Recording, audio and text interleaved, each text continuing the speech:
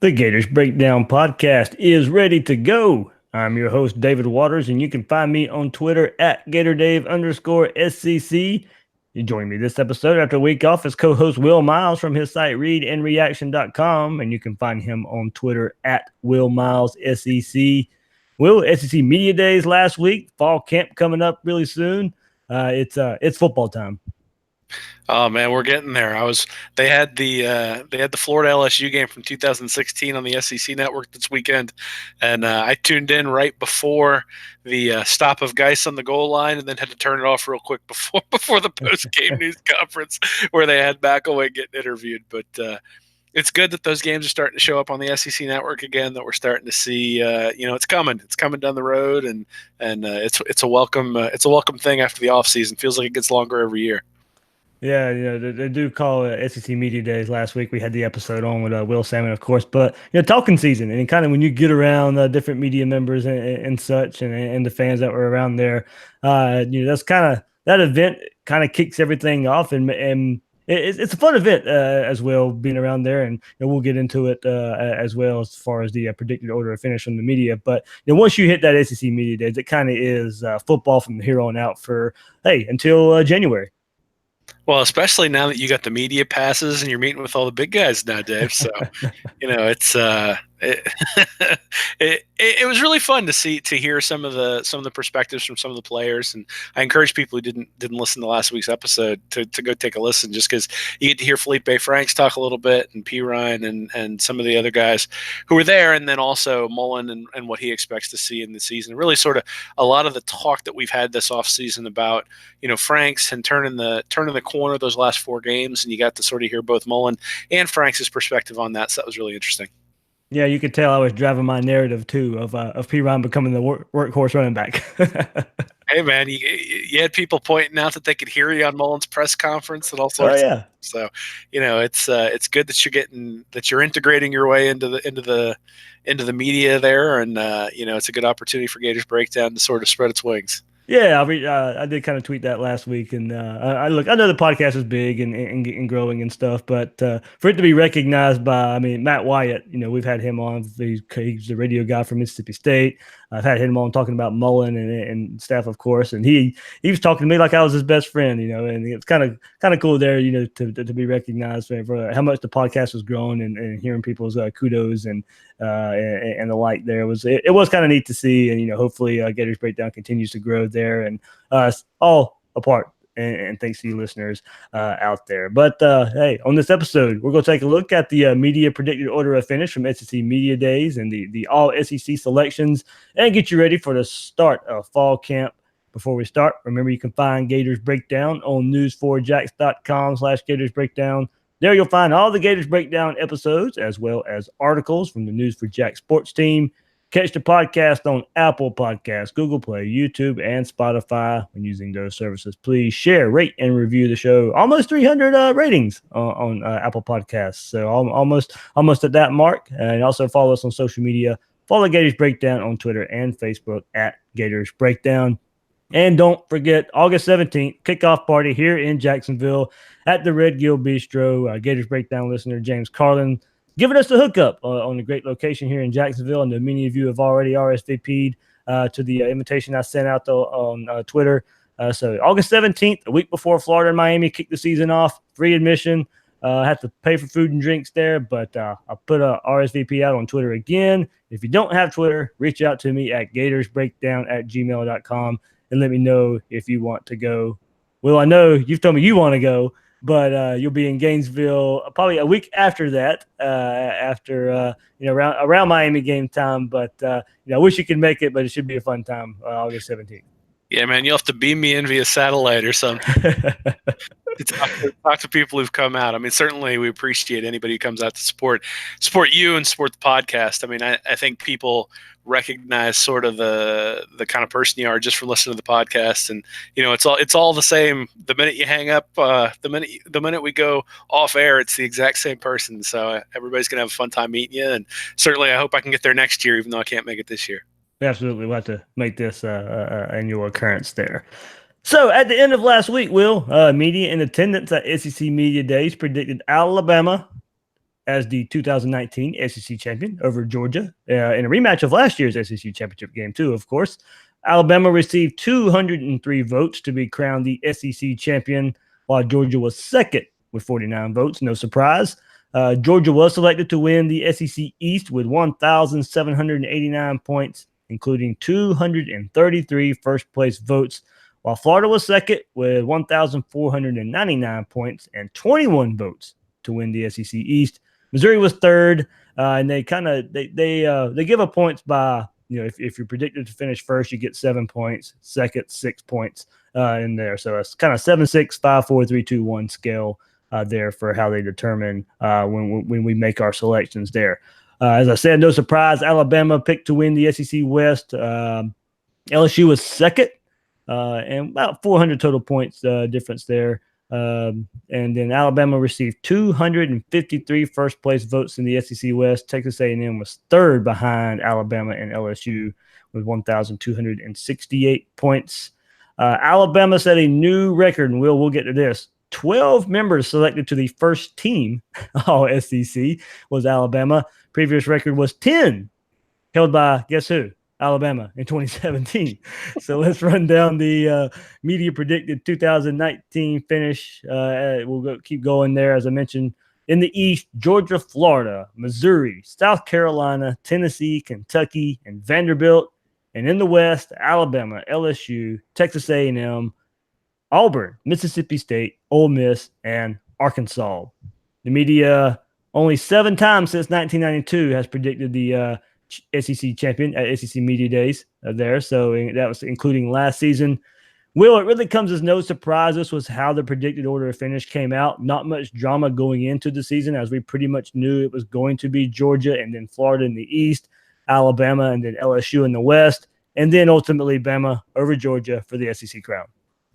Yeah, I mean, it's pretty chalk in terms of what we might have expected. The real surprises come with like the single votes. I mean, who in the world looked at South Carolina's schedule and said, yeah, those guys are winning the SEC? And then Tennessee, come on. Like, I think they're going to be better than last year, but Tennessee, really? Like, you got them over Georgia, Florida, Missouri?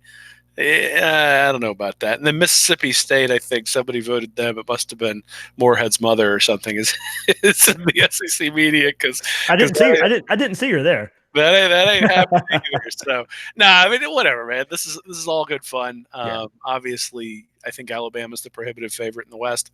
I think Georgia's the prohibitive favorite in the East. The question, as always, is going to be, can any of those teams overtake them? And that's part of the fun, is that you get the opportunity to do that. I would say it's probably the gap between Alabama and the rest of the West is probably larger than the gap between Georgia and the rest of the East. There are some possibilities that Georgia might slip up, and certainly they've slipped up a few times the last couple of years, and so that opportunity still exists. Whereas Saban's pretty much been a machine for more than a decade at this point, where if you're gonna beat Alabama in the West, you're gonna do it by not having any losses in the SEC, and you're gonna beat them. So you haven't necessarily had to do that to beat Georgia, though it's coming. Georgia's pretty close to where Alabama is. Not quite close enough, The fourth down fake field goals and the fourth and 23 and things like that. But I mean, they've been pretty close to Alabama over the last couple of years, and they're clearly the class of the SEC. It's clearly those are the teams that everybody's sort of trying to climb the mountain to overtake, and so I don't think it's any surprise that this is what the predictions are. Yep, I'll throw my prediction in here of what the way I submitted it here. Of course, I'll start in the West here. Alabama, LSU. I had Auburn third over Texas A&M. I think Texas A&M lost just a little bit too many important parts from last year's team, but you could really flip-flop Auburn, Texas A&M, and feel fine either way. One thing they don't take into account, Will, are kind of ties that happen, and kind of like a round-robin three-way tie in around with some teams. So you can't really label it that way, so you do have to pick and choose 1 through 7. So I had Alabama, LSU, Auburn, Texas A&M, Mississippi State, Ole Miss, Arkansas. It was pretty much the same, except what the rest of the media had, except I had Auburn higher. And in the East, I did select Georgia number 1 in the East, Florida second. I had Missouri third, Kentucky fourth, South Carolina 5, Tennessee 6, Vanderbilt 7. I do think Tennessee will also be a better team, but SEC East, I think, is getting a little tougher out there. In South Carolina's schedule, I do think you could probably shake Missouri, Kentucky, South Carolina, and I'll probably throw Tennessee in there as well. Throw them in a hat, pick them out, and it probably plays out, 3, 4, 5, 6. I think those teams are going to be really close. Like I said, may have some ties in there. I really think Missouri, Kentucky, and South Carolina are really even. South Carolina's schedule is just brutal. The reason I kind of pegged them down a little bit, I do think they are better than Kentucky, but I pegged them down just because of that schedule. And Will Muschamp can't beat Kentucky, so a problem there. And then I did pick Alabama over Georgia, of course, in the SEC championship. Yeah, I think there's more. You sort of mentioned shaking people up in the East, and I think there's more variability there. I think Missouri is going to be worse than people think. I mean, the SEC media had them third. I don't think Kelly Bryant's really all that great. I think he's sort of a game manager, and you put a game manager in an offense that hummed last year with Drew Lock, but obviously Lock was a really good player the last couple of years, and if Bryant can't put up those same type of numbers, I'm not sure they have the horses on defense to hold up. I think South Carolina is probably lower than 4. Mainly because of the schedule. I mean, it's just a brutal schedule, and it's brutal early on too. It's one of those things where they're going to get beat up, and they're going to be losing, and you wonder whether they lose confidence. And we've seen Muschamp have a season spiral before, so it's not as if you might not see the same thing this year, especially if something happens to their starting quarterback. And then I think Kentucky's probably going to be better than what most people think. I mean, they lost the running back Benny Snell. They lost a lot on defense, but the infrastructure has been built up there over a 5 or 6 year period now under Stoops. And I do think there's probably still a lot there, especially if Wilson can take a step forward at quarterback. And, he played a lot last year and got a lot of experience and certainly made Florida look kind of silly at times on the field. So, I mean, I think if I was going to do it, I think you're looking Georgia, Florida. I'd have Kentucky up at 3rd. Probably Tennessee at 4th, mainly because I think Missouri is going to be worse at 5th, and I think South Carolina then and Vanderbilt sort of round out the East, and then the West. I mean, Alabama's obviously number 1, and then you're really debating between LSU, Texas A&M, and Auburn. It's interesting that if Auburn finishes 4th, I'm not sure Malzahn makes it in the next year. So, there is some incentive for them to be 2nd. So I think, again, I think their defense has been very, very good the last couple of years. Stidham isn't exactly the guy that you'd think that Malzahn would want at quarterback. So I do wonder how they're going to play with a new quarterback in there. I am a big Burrow guy, so I probably have LSU 2nd, Auburn 3rd, A&M 4th.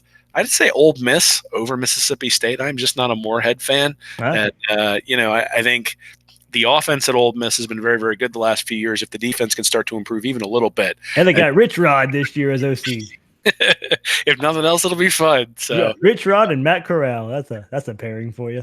Well, I the good news is that the SEC media is never right. So no matter what we say, we're pretty much on par with them. That 7 times since 1992, like that's just ridiculous. Yeah. Yeah, I actually. So I think it's going to be Alabama, Georgia in the SEC championship. That's what they get for picking Tennessee all those years. Oh man! So yeah, I got Alabama, Georgia in the SEC championship game. I've got Georgia winning the SEC. Yep. You and I talk behind the scenes. I know you're really high on Georgia. I'm really high on LSU too, by the way. But it doesn't mean Florida's not good either. I'm high. I really do think it's Alabama, Georgia, LSU, and Florida are almost neck and neck right there behind those 2 teams there. So while Alabama and Georgia are the overwhelming favorites, Will, you kind of alluded to this. There are a few in the media that believe Florida has a better chance at winning their division than LSU does winning the West. Florida garnered 21 votes to win the East, while LSU received 5 votes to win the West. After spending a few days with fellow media there in Birmingham or Hoover, that's another thing, by the way, separate topic. Is it Birmingham or Hoover? Like the address to the hotel where we're at says Birmingham. Everything else says Hoover. I'm confused when I'm there. It's just a minor quip. These are first world problems you got going on. Well, I mean, so we're I work for the TV station, Channel 4. So I did some, live shots and stuff with Cole Pepper, the News4Jax sports anchor. And, every time we signed out, it was, now I'm mixing them up. Boomer. Are we in Hoover or Birmingham? I think either are acceptable there. So. Oh yeah, I mean, I see. That's what you should do. You should just call it Boomer and move on. All right. back on topic. But yeah, never mind. That was just something last week that kind of got on my nerves. But anyway, after spending a few days with media there in Boomer, it was asked and discussed a lot of how close Florida is to Georgia. And if you look on the surface here, it certainly can be said that more believe Florida has a better chance at winning the East than LSU does the West. And I think the biggest questions, I was there Monday and Tuesday, the days Florida and Georgia were there. And the questions was, how close is Florida to Georgia? But Georgia's and the Georgia media was and the national media covering Georgia was how close is Georgia to Alabama? So it was kind of the neat chain reaction there. So, I really don't know if it's all that surprising given Bama's dominance and the dominance over the rest of the West, particularly LSU, Will. But it is interesting that Florida garnered 21 votes and those people see that Florida has a chance of kind of surpassing Georgia for this year. Yeah, I mean, I think obviously more people thought Florida could win the SEC than anybody thought people in the West could win the SEC West, and I think that's a function of Alabama's strength. I also think it's sort of a function of the strength of the West in general, right? That people think LSU, Texas A&M, Auburn, and Mississippi State are probably better teams than the next four in the East. If you look at Florida, Missouri, South Carolina, Tennessee, or the four they have there, that Georgia, Florida, and Missouri are probably pretty good teams, but then when you get down to South Carolina, Tennessee, and Kentucky, the expectation is those are weaker teams than the 4, 5, and 6 in the West. The other thing is I think it's an acknowledgement that Fromm needs to stay healthy. Yep. That there is not a whole lot behind Fromm at Georgia if he gets hurt.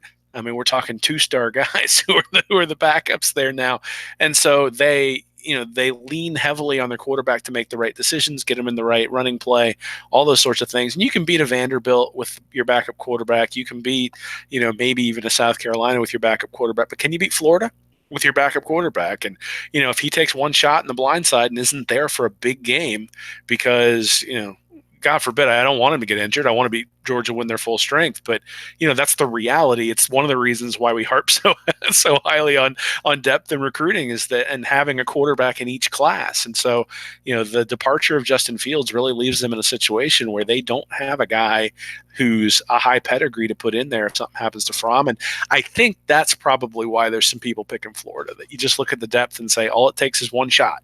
All it takes is one sort of, right at, a sprained ankle right before the game against Florida, and he comes in and he's hampered and he can't push off, and he throws a couple of ducks that get picked off because they can't rely on a backup. They have to play him even though he's not 100%.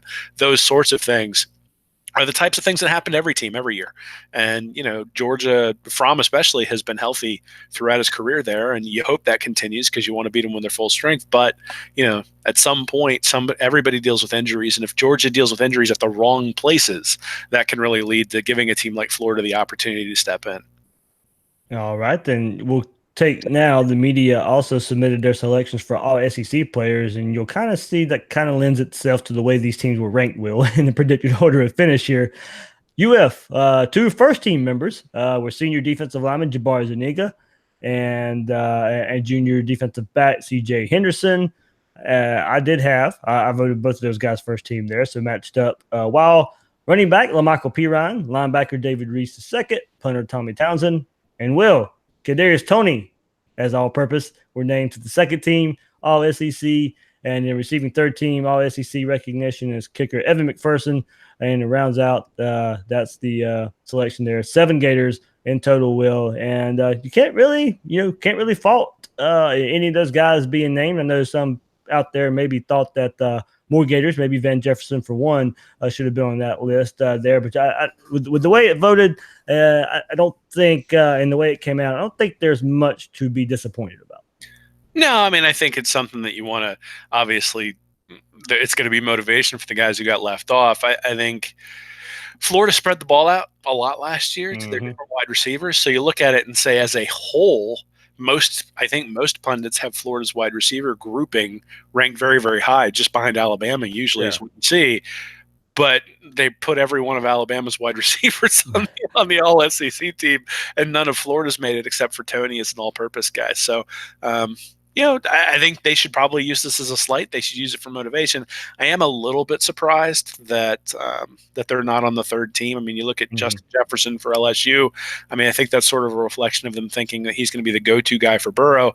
But I also think that when you look at the last few games for Franks, it was pretty clear that Van Jefferson and Trevon Grimes were the go-to guys on offense there, and they're the guys who are going to get the shots deep and that sort of stuff. So it would not surprise me at the end of the year if we're looking up and saying that one of those guys is somebody who's made the All SEC first, not maybe even the first team, but certainly the All SEC first, second, or third team. So wide receiver is the area where I'd look at and say, that's probably a place where you could make an argument that Florida should have more.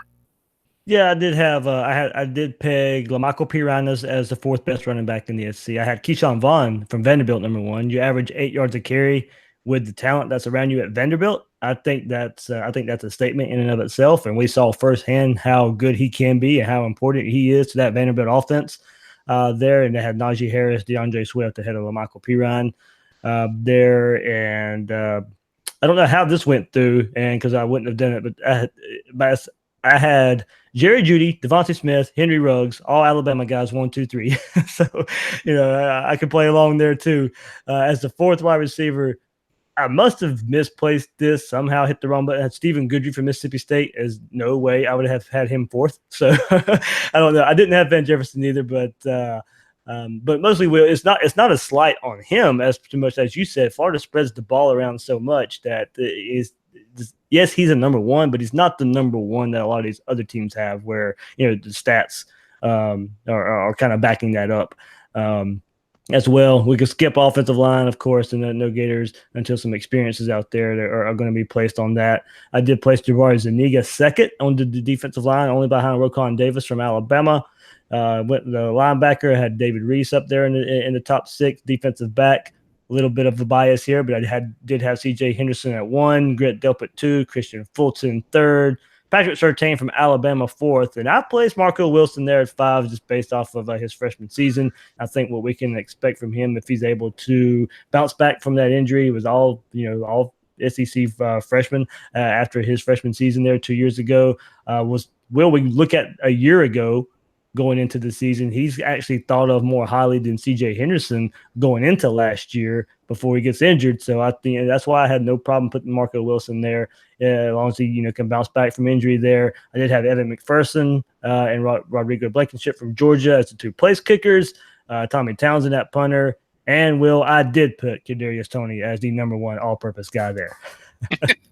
Well, I mean, that really sort of encompasses what we hope he is this year. I mean, last year it was, I'm not sure you would call him all purpose. He was just a wide receiver. Yeah. This year, we'll see if he can fill that role of more of an all purpose guy. I certainly don't think they gave him the number one just to have him go out there and return kickoffs. So I expect that we'll see quite a bit from him.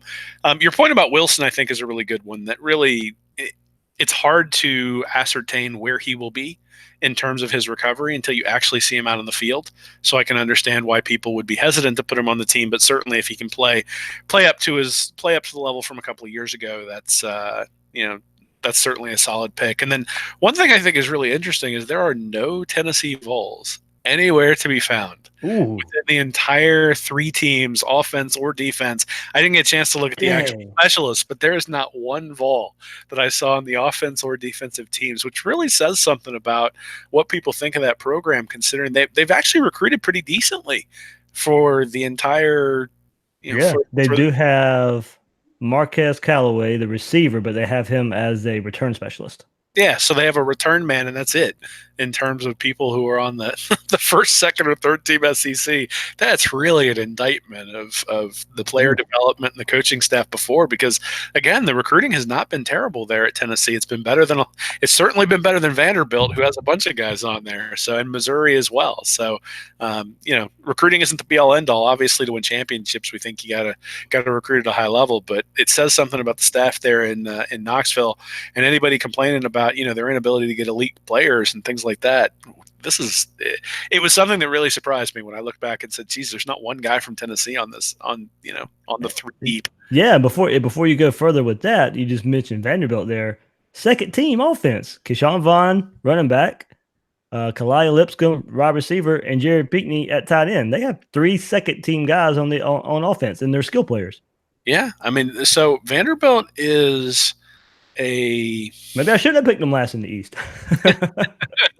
they're a plucky team. I don't know that they ever, and I think one of the things you can see when you look at these SEC teams is just the depth of the different programs, right? Yeah. That you look at the waves of the Florida or the waves of the Alabama guys who come. I mean, it's just you and I were talking before we came on air. It's like, is there any position where they don't have one? And there's one offensive lineman and two defensive line positions that they don't have somebody in the top three teams.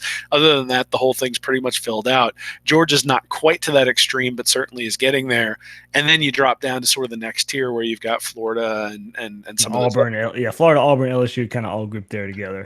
Yeah, and I think that's reflective in terms of, I mean, it kind of reflects how these teams have recruited, except for Tennessee, but it also reflects how people think those teams are going to finish. And unless you have a transcendent quarterback, so Franks goes out and just outplays Fromm throughout the year. I think everybody else on the Florida roster gets rewarded for that. Same thing with Burrow. If Burrow comes out and plays lights out, everybody on LSU's roster on the offensive side of the ball is going to get rewarded for that. But I'm a little bit. It is interesting that just about every skill player on Alabama's team is on one of the first three teams, and most of them are on the first team. They got two wide receivers and then Najee Davis at running back there on that first team, along with Tua. So a lot of people expecting some fireworks down in Tuscaloosa.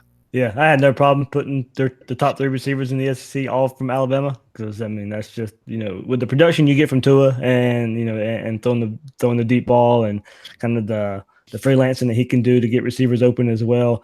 I think they proved enough last year to kind of vote that way. So I put out on Twitter yesterday the Gators were picked by the media to finish second in the SEC East behind Georgia. Agree or disagree? And any Gators get snubbed for all SEC. So out of 1,132 votes, 58% said the Gators should be second, and 42% says the media got it wrong, Will. So let's read a few comments here left by our listeners. Scott Sweat says, I think in fairness, the media got it right from what we have to go on, but I also think the jump in year two will surprise a lot of people, and we can win the East. I prefer they sleep on us, though, and we use that as motivation. Allie Pete Wilbur, Eric Wilbur's wife, here says, I actually think Florida wins the East this year and loses to Alabama in Atlanta. But if I were voting, I don't know how you justify putting Florida above Georgia until it's proven on the field. Will, the fan in me kind of thinks the same way. It hurts when I have to put Georgia and peg Georgia as number one in the East. But I mean, you kind of have to at this point with the last two matchups. Yes, last year was close. Going into the fourth quarter, close games. But everything we kind of know going into the season, and Georgia's their biggest question mark right now, wide receiver there, and some running back depth behind Swift. A lot of talent there. A lot of talent we think will show up, but still a lot to prove behind DeAndre Swift. There, as you mentioned, quarterback depth behind Fromm if something was to happen to him. But right now, a lot of the fan base has no problem with what we know Florida being pegged second. Yeah, I mean, it really boils down to Fromm, right? I mean, the last 2 years, he's completed something like 67% of his passes. His yards above replacement that I calculate based on his throwing and running has him up around 1, which is like a borderline Heisman candidate. It's not quite. The Heisman winners usually are somewhere between 1.7 and 3. So he's lower than that. He's not necessarily a Heisman level guy, but he's really a good to elite quarterback. And if he takes a leap, then Georgia obviously becomes a lot better and a lot more potent. But you've got somebody coming back for the third straight year in a row with his pedigree and how he's played thus far. It's hard to pick against a team like that, especially with all the talent around him. I mean, if you had Florida's roster with a 3-year starter who's put up numbers like Fromm, you'd say absolutely, like that's a team that you think can go win the SEC. And those are the types of teams that have taken down Alabama over the years. You get an Auburn team with a lot of talent, but nowhere near as much talent as Alabama. But you got Cam Newton on the team, and all of a sudden they're able to do that, right? Or you look at the East and some of those teams that have been able to take down, or at least compete with some of the big boys when they've got elite quarterbacks. So Fromm is one of those guys, right? He's one of those guys who sort of fits in that category. I think you can make an argument as to whether he's just very good or whether he's elite, but very good with that level of talent is still a really formidable opponent. And, there are going to have to be some injuries likely, and there's going to have to be some attrition, and maybe Fromm plays a little bit worse than he did last year. And, Georgia's changed offensive coordinators, and maybe that makes a difference. So there's a lot of things that can happen. Certainly it's not a perfect It's not perfect to predict these things, but and like if the left tackle pulls a hamstring or something, and all of a sudden you can't protect his backside. So there's all those sorts of things that could happen. But we're talking about most likely scenarios, and the most likely scenario is Fromm plays about like he did last year, and the offensive players around him who were young last year start to get better, and Georgia's. It makes sense that they're predicted to win that, but obviously that's why you play the games, and it's still exciting because I think when Florida plays Georgia, it's going to be one of those games just like last year where it's for the East, and if that's the case, then you're really talking a 60-40 or a 70-30 proposition, and even a 70-30 proposition means 30% of the time Florida comes out on top, and at that point you play the game of your life and see what you can do. Yeah, I've said numerous times when discussing my picks, and I threw it out on Twitter. I want nothing more than to be wrong. So, Well, no, Dave, you're going to have to take your medicine because, as I learned last year, when you pick against Florida, all of a sudden you are no longer a real fan. So, no, I mean, you look at it, you try to make the best assessment you can. You try to be honest with people in terms of what you see, and sometimes you're wrong, and the Florida fans let us know, and that's fun too. absolutely. Calvin Harris says he's surprised Van Jefferson didn't make the list. We kind of alluded to that earlier. And Marco continues to be forgotten about too. So, as I said, I put him on my list, but I can understand why people were kind of scared putting Marco Wilson there coming off the injury. Let's see here. Doug Bailey says even if the offensive line had the exact same success as last year, no improvement. Our wide receiver and running back room is stacked. Add in Frank's building off the last 4 games of last season, and it's a dominant situation. Media giving too much credit to Fromm for having a strong run game. I don't know. To me, Fromm's proven enough times he can, he can make big time throws. I think besides Trevor Lawrence, the last 2 years a quarterback hasn't played as well versus Alabama as Jake Fromm has, and I don't know. I think I think he's a pretty good quarterback there, and I have no problem with him being pegged second best quarterback in the SEC. Will. And the bow tie is pretty stylish. So, no, I mean, I think Florida fans rightly look at the last 4 games and say Frank's took a step forward. But in those 4 games, he probably played about as well as Fromm did throughout the last 2 years. Yeah. And so, really what you're counting on that development and that progression holding for an entire year. And Georgia can sit there and say, hey, we've already seen that guy the last couple of years. And so go ahead. And I think if you look at it honestly, you say Georgia has more talent around Fromm than Florida does around Franks. And that's, it's not a comment on those players in general and their abilities. It's a comment on just sort of generally there's probably more depth on the Georgia roster, and they could probably sustain more injuries than Florida can, except at some key positions. So again, I think, there's a percentage chance that Florida's able to take that game. But if you're asking me to bet in Vegas on it and you're giving me even odds, I'm going to go with the Bulldogs. Yep. Molinera says he's not a snub per se, but he's been out of commission a while. But Grenard is the guy no one talks about that could end up all SEC. Dude can ball. But yeah, I mean, I like that a lot. This list of all SEC players is not going to be right by the time the year's in either. There's a lot more fluidity in that, of course. When it's all said and done. And yeah, you could have a player like Grenard show up like Ja'Kai Polite did similarly last year. He was not on any preseason all SEC list. Jabari Zuniga when he lined up at the buck or a rush in position. So you're going to have players that no one's talking about, no one can really see going into the season, and maybe Jonathan Grenard fills into that Ja'Kai Polite role and produces and replicates a lot of the production that we saw from somebody like Ja'Kai Polite. Yeah, absolutely. I mean, Grenard at least has a track record that you can look at and say, hey, if he's that player he was in Grantham's system a couple of years ago, obviously those numbers are going to be extreme, though, again, the ACC, not exactly the SEC in terms of talent, too. So it's going to be a little bit of a step up. I think guys like Adam Schuler and Kyrie Campbell are some people that you can look at and say, hey, a second year in Grantham's system, they really excelled at times last year. If they can stay healthy, do they have the opportunity? Certainly, there's been a lot of buzz around Amari Burney at the linebacker position, and then Trey Dean. I mean, Yep. with him in the Chauncey Gardner-Johnson spot as opposed to being out wide at corner, does that give him an opportunity to maybe showcase some of the skills that one-on-one on the outside when you're getting picked on because you got CJ Henderson on the other side, some things get exposed. Whereas when you're in the slot and you're able to take advantage of some of your safety skills, all of a sudden that starts to be a little bit more prominent, and you get that sort of, you get a bump because of that. But then, the other thing is, you mentioned Marco, but Kyer Elam, and there are going to be guys who are true freshmen who are going to step up this year. And Elam is one of those highly rated guys that was prominent enough that Georgia tried to hired away Florida's DB coach to try to help bring him there to Athens. And so, if he's really that good, Florida may need him to be that good, honestly, with some of the depth that's gone away in the defensive backfield, with Steele transferring and some of the other things. And so it may be a situation where somebody like Elam needs to step up, and maybe isn't on the SEC team or one of the SEC teams, but is on like a freshman SEC team and really sort of steps into that role. So you never really know who's going to step up, who hasn't done it already. This is sort of a list of, these are the guys who last year were either pretty good or really good. And so we expect some of the pretty good guys to take a step forward to be really good.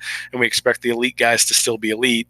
And, projecting who that's going to be is obviously an inexact science. Yeah, I'll move to the other side of the ball before I move on to some more comments here. For offense, I can see one of the receivers, Grimer, Jefferson, being postseason all SEC, but I will go offensive line and maybe somebody like Brett Hagee, who we know has a lot of experience. And from when he's on the field, we like what we see from him. He's just, look, his best aspect this season is going to be availability. He needs to be on the field. No, it's a great point. And certainly I wrote maybe a month ago about the Florida offensive line and Mississippi State's offensive lines, and how Hevesy and Mullen always have very good offensive lines, and that there was a significant drop off at Mississippi State last year after they left.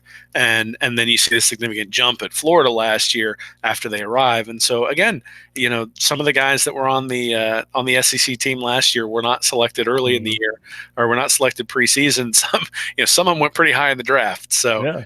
I'm expecting there to be maybe not first team, but certainly second or third team for a couple of those offensive linemen that, you just don't know anything about right now. But certainly if Florida has the year people are expecting, where they're a top 10 team, then the offensive line is going to be a big part of that.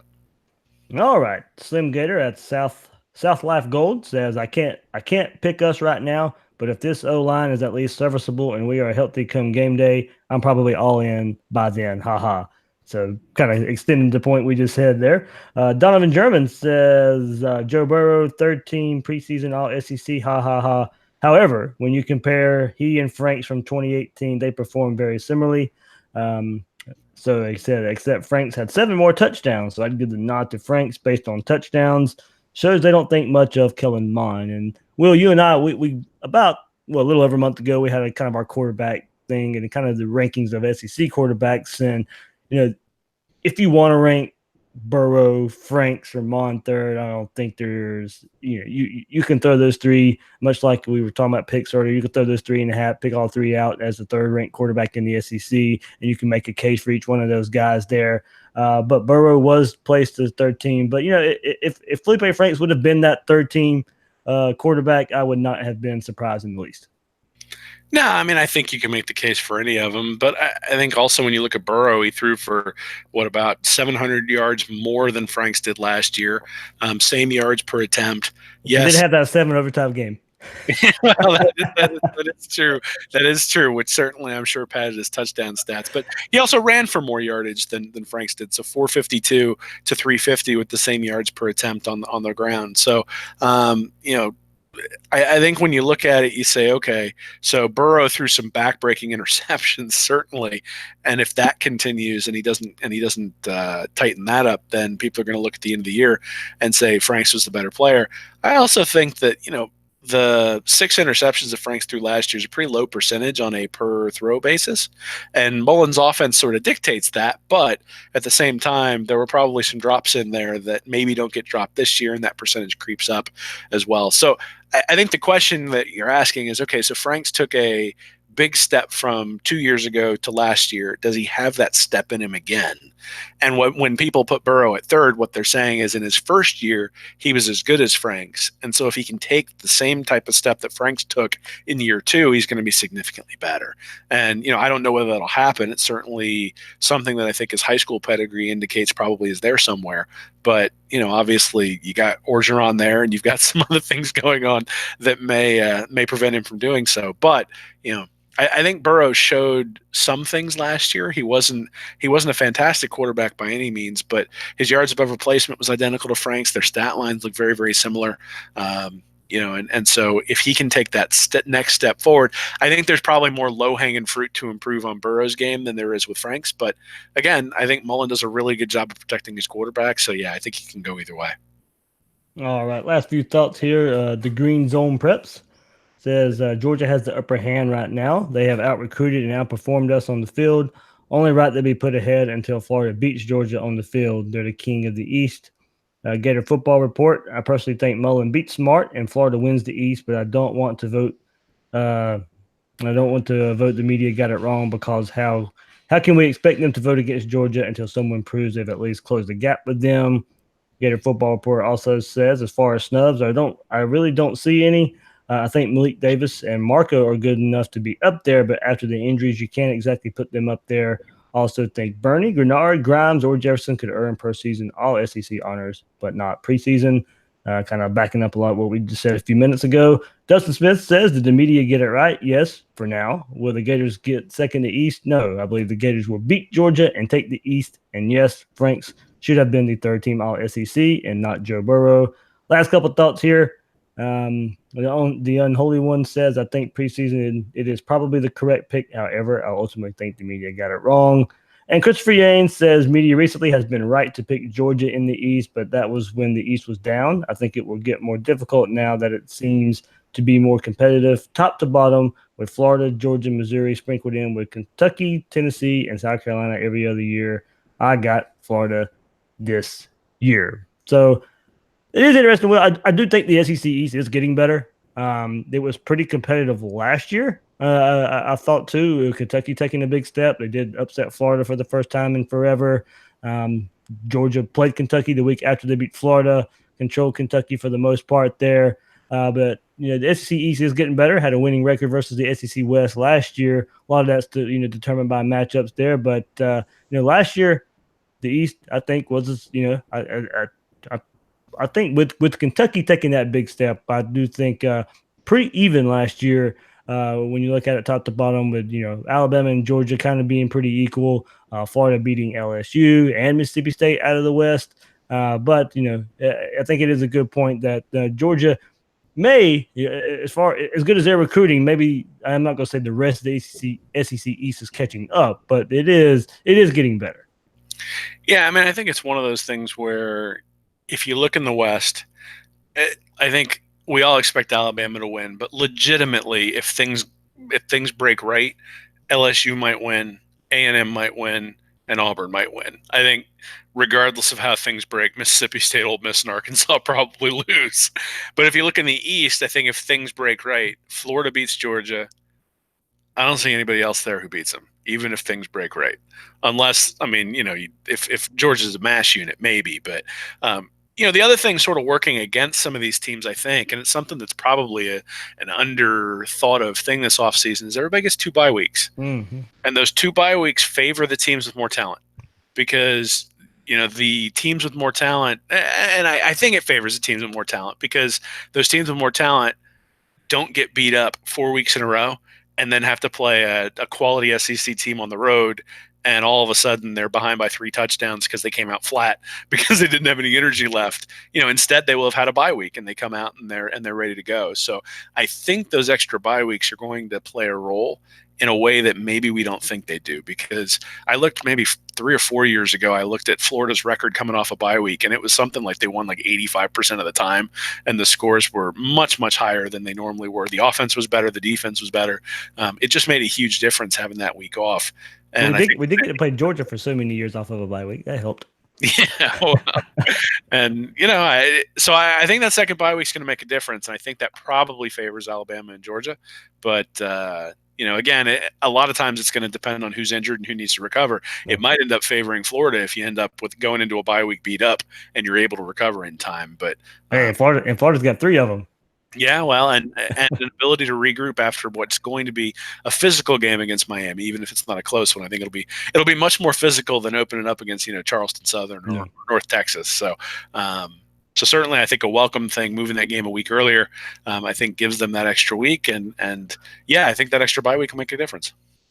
All right, so we got the media's view of Florida, and I think it's a great time, Will, to ask what is the best case scenario and worst case scenario here for Florida going into the 2019 season.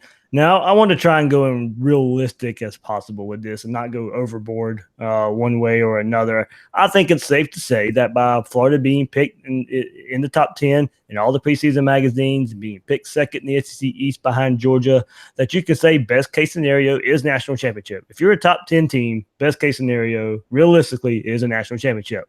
Florida, as of now, will only be underdogs at Georgia or at LSU versus Georgia.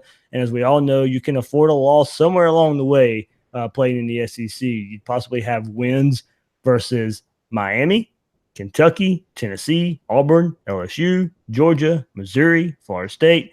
And at the end of the year, that would be a very strong resume. But so barring injury, the worst case scenario for me isn't catastrophic. It would certainly be disappointing, but I don't see a 4 or 5 win scenario for this Gators team here. 3 wins are for sure, or 2 wins, UT Martin and Towson. And then taking a look at the next peg of teams, Kentucky, Tennessee, Vanderbilt, Florida State, South Carolina, Mizzou. Florida's winning 3 of those games at least. So, Florida just wins those 3, then you're at 5-2. Then throw in Miami and Auburn, say they split those. I'm going worst case here. There, I say they split those there. That's 6-4 overall is what you have there. Then if you lose to LSU and Georgia because you're not favoring those games, that gets you a 6-6 record. That's the way I see this absolute worst case scenario playing out. I'm in no way picking that, but I can see that as being the worst case. Given Mullen's history, after having 5 wins in his first season at Mississippi State, there were 6 regular season wins in 2011, 2013, and 5 wins in 2016, and had to get approval to play in a bowl game that year to get 6 wins. I think it's safe to say 6 wins is the floor, and I just don't see getting anywhere close to the worst case scenario, barring injuries piling up. Yeah, I mean, I think Franks is a lot better than those quarterbacks that Mullen had when he was winning 5 and 6 games. I also think that the talent level at Florida is better, and I think the East is worse than the West was when he was at Mississippi State and putting up those records. I think we've talked earlier this offseason that the playoffs are sort of the best case scenario where you end up there, and then who knows what happens from there. But there's probably about a 5 to 10% chance that Florida can make the playoffs, and some of that's based on schedule and some of that's based on conference. But yeah, if they beat Georgia, you're playing Alabama. You beat Alabama, you're going to play for the championship, and that's obviously the best case scenario. I think worst case scenario, you look at Miami. If they could turn around some of their offensive woes, their defense was very, very good. You look at Auburn, that's always a tough game. I've seen Florida play Auburn in the swamp, and I've seen the one game I went to was a walk-off field goal for the Auburn win. LSU, you're in Baton Rouge, and then you got Georgia. So those, like in a season where the season starts to get away from you, I think those are the 4 you point at. So then you're at 8-4. But then Missouri has been a game where they just have really struggled. And if you've already lost those 4, and you come out and you maybe beat Vanderbilt at home, but now you go on the road to Missouri late in November, you could see maybe where that would be something that you wouldn't be able to get up for, but you're going to be able to get up for Florida State. So I think the floor is probably 7-5. Again, I don't, just like you, the people are going to be, they're going to say that I've got them at 7-5 and you've got them at 6-6 after this podcast. So that's not what we're saying. That's not what we're saying. That's not what we're saying. But I think 7-5 is the absolute floor. I think probably 11-1 is the ceiling when you talk about the 12-game regular season. I think at some point they're going to trip up. They are not at least at this point, it doesn't appear that they're a good enough team to run the table. The question is just going to be, where does that one loss come? And if it comes like on the road in Baton Rouge, then you come back and you beat Georgia, and each team has one SEC loss, you get to go to the SEC title game. Yeah. I think that's sort of the season that you might see that sort of on a best case scenario. Yeah, all right. Best case, worst case scenario there from Will and I. Before we wrap up, Will, fall camp will be getting underway soon. Gators coming off of a 10-win top 10 finish and some expectations this season. a couple things I'll be looking for early on is how fast the offense will catch on. The defense is usually ahead of the offense when camp starts, but with a returning quarterback that should be more familiar with the offense, a bevy of playmakers at receiver and running back around Felipe Franks. The offense should be able to get it together with all the returning production and experience if the offensive line has taken the necessary strides. We all look forward to how the offensive line will look when the season opens. Well, for the entire offense to take the necessary steps, I think the gelling needs to come pretty fast, and that hinges on the offensive line. How long does it take before that unit becomes one, hopefully stays healthy, so the offense can come together and just start building upon a foundation and not have to wait too long and bring the offensive line along. Not wait too long for the offensive line to kind of come together before this whole offensive unit can come together. Yeah, I mean, and I think some of that comes down to injuries, right? That if the guys are not on the field during camp, then they can't really build that camaraderie and can't build the continuity that you need for the offensive line. So that's probably the thing I'm going to look at is what's the injury report coming out of fall camp. And certainly you've usually got a couple of people who didn't do the right things during the offseason and don't play in the first game. So what does that list look like going into the Miami game in terms of guys who are injured and can't play? Those are probably the things I'd look for more than anything schematically. I mean, you're not going to hear a whole lot, I would expect, out of fall camp that the second unit is struggling or anything like that. But certainly in the spring, the second unit on the offensive line was struggling quite a bit. There was a huge gap between the first unit and second unit. So, if you mentioned earlier, Heggie, if he can stay healthy, can be a really big contributor this year. But if he can't stay healthy, then you got to plug somebody in there who's young and inexperienced and potentially could be a place that you could take advantage of. So I think from a skill position on the offensive side of the ball, I mean, if an injury were to happen to P. Ryan, you've got some guys behind him. If an injury were to happen to one of the wide receivers, you can replace him. So really the places, the injuries on the offensive line, if there are any, are what I'm going to sort of be paying attention to. Yeah, because you're going to be going into fall camp now, without Wardrick Wilson, who's still trying to wait on the visa issue, Diave Hammond, not on campus, having to go to JUCO route. Noah Banks and his health situation is still trying to figure all that out. So you'll have William Harrod, Michael Tarquin, guys who didn't play a lot last year. Griffin McDowell, Kingsley Egwuekun, who went through spring. Saw good about him. Ethan White, who's going through the program now. There's so many names that we do know, but behind those guys and the names I just listed here, guys who didn't make it to campus and guys who we haven't seen a whole lot from, they're going to be instrumental. And I know we've talked about this offensive line ad nauseum and how the experience or lack of experience there. But to start, I think Florida has a good 5-6 guys they can start with, but it really is going to be instrumental of picking out the guys behind those 5 and 6. Yeah, well, and that's always the case, right? I mean, you're always going to have injuries throughout the year. The question is who can step in. Florida remarkably didn't have a whole lot of injuries on the offensive line last year. If you look in 2017, I mean, they had Jawan Taylor over at left tackle and then had Martez Ivey shifted into guard towards the end of the year just because of the mass unit that the offensive line and really the entire team had become. And you can attribute some of that to the change from Savage, from whoever was doing strength and conditioning before that. But I don't think you can attribute all of that. I mean, and I'm not expecting it to swing in the other direction where all of a sudden, you've got all sorts of injuries. But there is a regression to the mean, right, where you're just going to have to deal with a few. And you hope that they don't happen in fall camp. You hope that the injuries that you deal with are relatively minor, that they're ankle sprains, that they're, separated shoulders, things like that, as opposed to ACLs and Achilles and injuries like that put a guy out for the entire year and really impact your depth. But I think you usually have people who get a few dings in fall camp. You hope that they're at the right spot just so that you have a guy behind them that you could replace them. But it's something we got to keep an eye on. And really, I think sort of the thing that maybe says something about where the team will be coming in against Miami. Yeah, Will, and you alluded to this earlier, and we'll go over to the defensive side of the ball. And, how do the transfers and injuries play a part in young guys getting more playing time with the departures of Chris Steele and Brian Edwards, Kyer Elam, Chester Kimbrough, Jadon Hill are going to get some time. How quickly can they supplant themselves behind C.J. Henderson and Marco Wilson? Do they play it safe with Marco Wilson still and let one of those guys get more time throughout fall camp? Sticking with the secondary, Does Hill or Kimbrough show enough to maybe also back up Dean at star, and that'll allow Huggins to move to safety if they need there, if they feel like he's in need there. There's so many questions in how safety shakes out that you got some young guys coming in who are pretty versatile back there in that secondary. And I want to see kind of how that shakes out throughout fall camp, and also with the departures of Kylan Johnson and Rashad Jackson to go along with the recent injury to the younger David Reese. You and I talked behind the scenes over the weekend about this. Linebacker has all of a sudden has some depth questions now. Reese was used more in the spring as an edge rusher, but with the departures of Jackson and Johnson, I could see where he may have gotten pushed back to linebacker because of those two players leaving some holes there. So you'll have Tyron Hopper coming in, and he'll get plenty of chances to come in and prove himself this fall.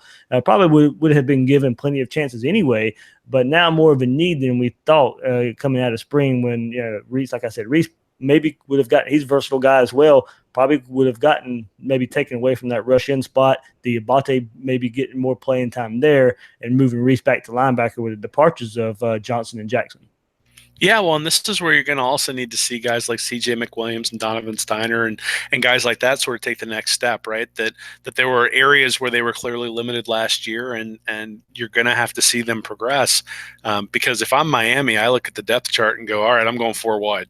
Like, let's see if I can block them. If I can block them, then it's a long day because there are guys out there who are inexperienced. There are guys out there who you could target last year. And the question is, can you target them this year? And if you can target them this year, then the secondary is going to struggle because, Chris Steele was somebody that they were really relying on to be likely a starter, at least a starter in their nickel defense. And then, you've had some injuries and some other things as well. And so I think there are going to be some areas that you can target that there's going to need to be some guys who step in, and maybe it's Elam, maybe it's Steiner, maybe it's McWilliams, but somebody's going to have to step in and fill those roles and really show an improvement over the offseason.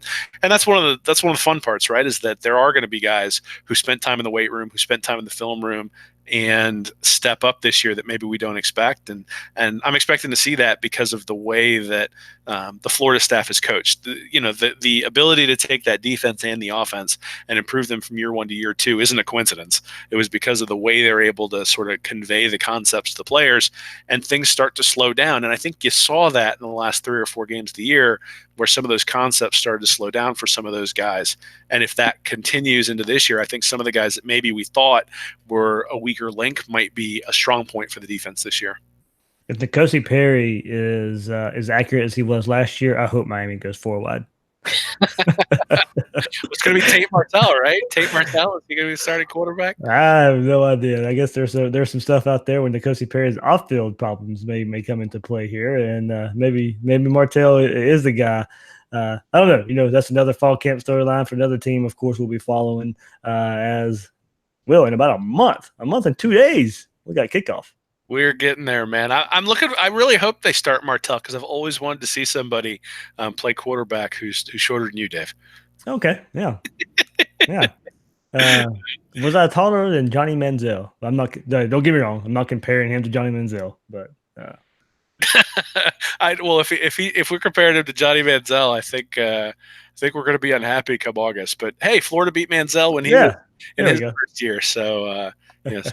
I don't know. I think Miami's got some more questions than Florida does going into that game, but certainly coming out of the fall camp, based on the injury situation and what happens to some of these true freshmen who are coming in, we can we can expect to see I hope that we'll see some answers coming out in that game against Miami. Yeah, absolutely. Another game with 40+ points on the board. We'll take it. Before we wrap up here, a couple quick hits here. Friday Night Lights, Will. This Friday night, 12 of 18 commits will be on campus for the Gators. So, hopefully they'll be working on getting some of those top 2020 targets that are still out there that will also be in attendance, like running back Kevon Lee, cornerback Jaquez Robinson, and offensive tackle Marcus Dumerville. But this camp is more for really getting those 2021 class and beyond guys on campus, getting yourself familiar with them. A quarterback target out of Georgia, Carlos Del Rio, will be on campus, and there's a thought he may be on commit watch this weekend. Former wide receiver commit Javante Rucker will also be in attendance. All these recruits will get to work out in front of the coaches, see the newly renovated locker room that the Gators unveiled last week. So not necessarily much news going into the event, except for the fact that who's going to be there. But Will, it is a chance to make an impression on recruits.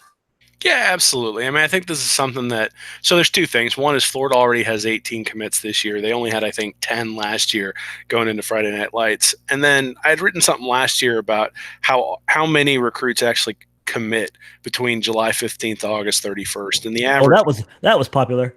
nah, well, not much of the stuff I write about recruiting is popular these days, but it was like 2.5 recruits over the last 10 years, the number of guys who commit after Friday Night Lights in sort of that time frame. So, and they're usually, the average star rating is like 3.6. So usually they get sort of a 4-star and a 3-star.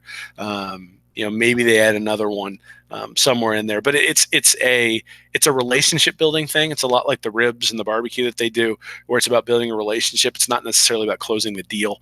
And so I think the strong finish that we saw last year was probably related to Friday Night Lights. It's probably also related to the barbecue, and building that sort of relationship. And Mullen's just a different recruiter than Smart, right? I mean, Smart is very clearly has a strategy that he thinks works.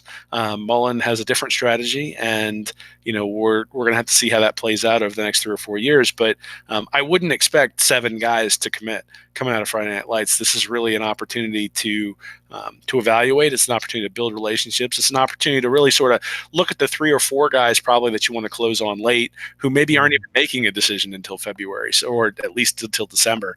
So it's just a way to again sort of put your best foot forward. And then for 2021, it's an opportunity to start building momentum now. Especially, we talked last year extensively that the 2018 success in the field was not really for the 2019 class, it was for the 2020 class. Same thing, right? You have Friday Night Lights, the thing cascades into an opening win over Miami. You beat Florida State at the end of the year, and all of a sudden, like, the relationships that you built with those guys for 2021 really should start to take hold, because what you've said is going to happen has started to happen, right? If you're dominating your in-state rivals, and if they can beat Georgia this year, then that sort of puts you at a place where you can start really selling the vision you've been trying to sell since the start, and can really start bringing that momentum forward. And as far as the current commits that will be on campus for Friday Night Lights, it'll be quarterback Anthony Richardson, wide receiver Leonard Manuel, wide receiver Jaquavion Frazier's, tight end Jonathan Odom, offensive lineman Richie Leonard, offensive tackle Gerald Mincy, defensive tackle Gervin Dexter, linebacker Derek Wingo, safety Rashad Torrance, safety Travis Johnson, cornerback Avery Helm, and Jahiri Rogers, the most recent commit out of Texas. So, Will, it is interesting. Both commits from Texas, both cornerbacks will be taking the trip from Texas to Gainesville. Yeah, well, it's interesting that they've at least come a little bit closer to the East Coast with some of the recruiting that they've been doing recently. But these are all very important guys. I mean, if you look at the teams that are in front of them for the 2020 class, Miami has 22 commits, so a lower average star ranking. Same thing with Michigan, has 22 commits with a lower average star ranking, and then Notre Dame is just slightly higher.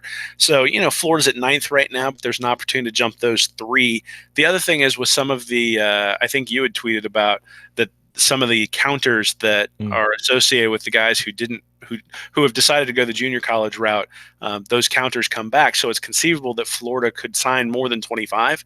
And so from a points total, be much higher ranked than they might otherwise. And that's an important thing, just because in terms of the percentage of guys who tend to pan out, right? That if you've got 27, or like, the numbers are important. If you got 27 or 28 guys that you bring in and half of them turn into contributors, well, now you got 14 guys contributing. Whereas if you only bring in 22 and half of the guys turn into contributors, you got 11. And those 3 players don't sound like a lot, but it's a lot over a 4-year cycle, right? That's another 12 guys who are contributing over those 4 years. So Florida should have an opportunity to drive their point total up higher, even if their average score is a little bit lower than some of those other teams. Yeah, so it'd be good to see all the current Gator commits all in Gainesville and hitting it up with the 2020, 2021, and beyond kids that'll be camping Friday night in Gainesville. And before we go, quick hit on some secondary kind of recruiting staff updates here, hopefully announced soon, if it will be announced. As many of you saw, I was sharing some Twitter profiles of secondary recruiting staff on Sunday. Thanks to listener Craig Hirsch for sending me stuff on this. And Chase Clark, Billy Homer and David Cooper all updated their Twitter profiles to UF Graphics, to Florida Graphics here. So the most notable of these three is Chase Clark, who held the position of Director of Recruiting at UAB after interning in Seattle with the Seahawks in 2017, and 4 years at Alabama before that as a player personnel staffer. So I think sends a kind of good sign there, Will, if you can be with Nick Saban for 4 years in that player personnel staff room that they put together. We'll see if and when Florida announces these hires. Don't really know much about these guys. David Cooper told me yesterday he's coached high school ball in Atlanta, the Citadel, and Texas A&M. His little brother, Robert Cooper, starts at defensive tackle for Florida State. So fun little sibling rivalry will be coming about there. And so, like I said, we'll see if and when these are announced. Don't usually make a big announcements for the kind of the secondary and recruiting staff hires. But good to know. Looks like these hires are being made, and the organization will be coming, behind the scenes there on this recruiting staff, and the office is getting filled. Yeah, I mean, that's an important part. I mean, obviously, recruiting is the lifeblood of your program, and if you can add good people there and just add numbers, it makes a difference. And Florida is recruiting at a good level right now. I don't know if they're recruiting at an elite level, and so anybody that they can bring in to help with that is certainly a welcome addition. And you expect that the evaluation of the coaches, particularly a couple years in, is something that Mullen now is comfortable with and knows where he needs to add people to take the next step. Yeah, it just kind of comes off the heels of Otis Yelverton and Chuck Cantor not being on staff anymore. And some stuff sent my way about Chase Clark. He was with that UAB program who had to build from scratch after having their football program taken away. They say he's a grinder and he will work his tail off. So welcome news there for behind the scenes of Gator football. Will, reading reaction, what you got coming up there, man? Yeah, man, I got something coming up this week, hopefully about Franks and sort of the differences in the film that I'm seeing from early in the year to late in the year in 2018. And we talked a little bit about his accuracy, especially on the deep ball over the last 4 games versus the first 8 or 9. And I sort of went back and looked at some of those early games against Tennessee and what I saw in some of the late games. So be looking at that over the next week, and that's what's coming. Man, you mentioned that Tennessee game. That rollout to Swain pass. That I tell you that play gets me every time. That was just an awesome play. Well, it was great because Swain was running right at me. So yeah, and there's nothing better to being in the opposing stadium when they all go quiet, because they had been giving us crap all afternoon as we were walking around Knoxville, and then they were not real happy with us while we were sitting in the stands. But they should be used to it by now. They still enjoy talking crap until they're down 28-0 or whatever it was. So okay, that's been a popular question on Twitter lately. So before we sign off here, is Tennessee still a rival? I mean, they are to me. Me too. Okay. Right? I mean, you can't possibly you got the 9/11 game that got moved back. Yep. And then you've got the Peyton Manning stuff. I mean, I grew up in Indianapolis, and I can't root for the Colts just because Peyton Manning was the quarterback.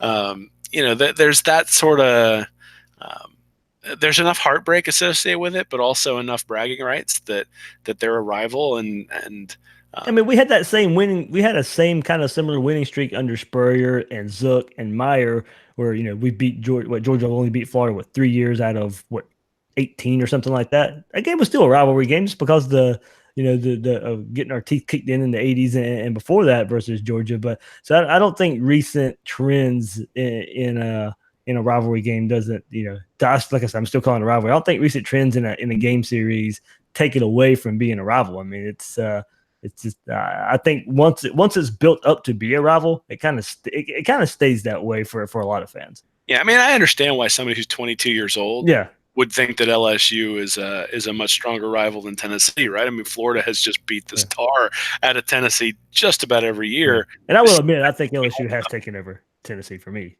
Well, I mean, I think LSU is the fulcrum, right? LSU tells you how if you lose that first game against Tennessee, which we never do, it tells you something about your team, but there's time to recover.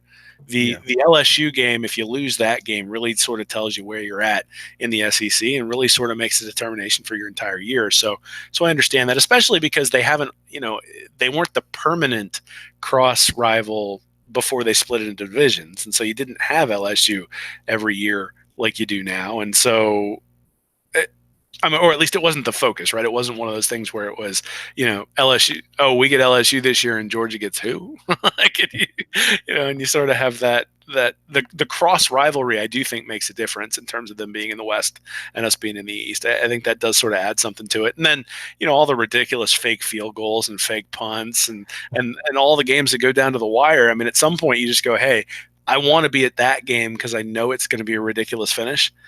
And there hasn't really been a Tennessee game that's been a ridiculous. I mean, there've been a couple, but even those weren't really years where the Franks bomb wasn't something where Florida really went anywhere that year. So, Yeah. But going to Knoxville, I think, sort of reignited it for me a little bit. Yeah. Like, you walk around in a rival stadium, and you get stuff thrown at you and stuff yelled at you, and you decide, all right, these guys are still rivals. I mean, because you go look at it for Florida, Tennessee. Yeah, Florida's winning most of them, but like you said, you go Greer to Callaway, the bomb to Cleveland, the ugly where Treon Harris comes off the bench and wins an ugly 10-9 game in Knoxville. I mean, that game, oh wow, that game was absolutely filthy ugly. But Florida found a way to win. But it also, I think, how competitive are the games as well. So I think that just because Florida won doesn't mean I didn't, and Florida has been winning doesn't mean I didn't enjoy those wins any more or any less. I mean, it's one of those things where, like, Tennessee isn't high on the list of teams that, like, if you were to tell me 2019, who are the games where you absolutely just are going to hate losing? I mean, Georgia's up at the top of the list, right? But Georgia's up at the top of the list because they're the game where if you win that game against Georgia, it means your team's playing for a title. Yeah. Right? And so that's the game you point to. Florida State was sort of that beacon over the last 4 or 5 years where under Jimbo they were winning national titles. So you look at that and say, okay, that's a hump we need to get over. Tennessee hasn't really been a hump. Mm-hmm. And so, until they get to a point where they're a hump, I think you say, okay, that's one where you expect the win, you put a check mark there. And until they come back and win on a more regular basis, that's not something at the beginning of the year I'm going to say, okay, that's one where I'm like circling on the calendar. And I think that's what people are saying, right? Nobody's circling the Tennessee game on the calendar and saying this is where this is a make or break game for the season. Now, obviously, if you lose it, maybe it's a break game for the season, but it's not going to make your season. No one's going to pat you on the back and say, "Ooh, you guys beat Tennessee. You're a really good." They're going to say you took care of business. And so I think maybe that's where some of the rivalry's been lost. But I got to be honest, man, I still would cringe if we lose to Tennessee and cringe every time we do. And, it's I still hate them. Yes, me too. And you can hate 6 teams. Like, I have no problem. Absolutely. Yes. Georgia, FSU are up there. And then there's a list of teams kind of put behind that. They're all kind of equal. Well, this year we get to play them all. So that's right. Yeah, because Auburn used to be old school rivalry, Miami old school rivalry. You get to play both of those games. So yeah, you got Tennessee, LSU, Florida State, and Georgia. Man, it's a loaded one this year for rivals. And it should be fun. As I said, Gators picked second in the SEC East behind Georgia, coming off SEC Media Days, and what should be a fun season for the Gators. That's Will Miles. You can find him on Twitter at WillMilesSEC and his site, readandreaction.com. I'm the host of Gators Breakdown, David Waters. You can find me on Twitter at GatorDave_SCC. Guys and girls out there, thanks for listening to this episode of Gators Breakdown.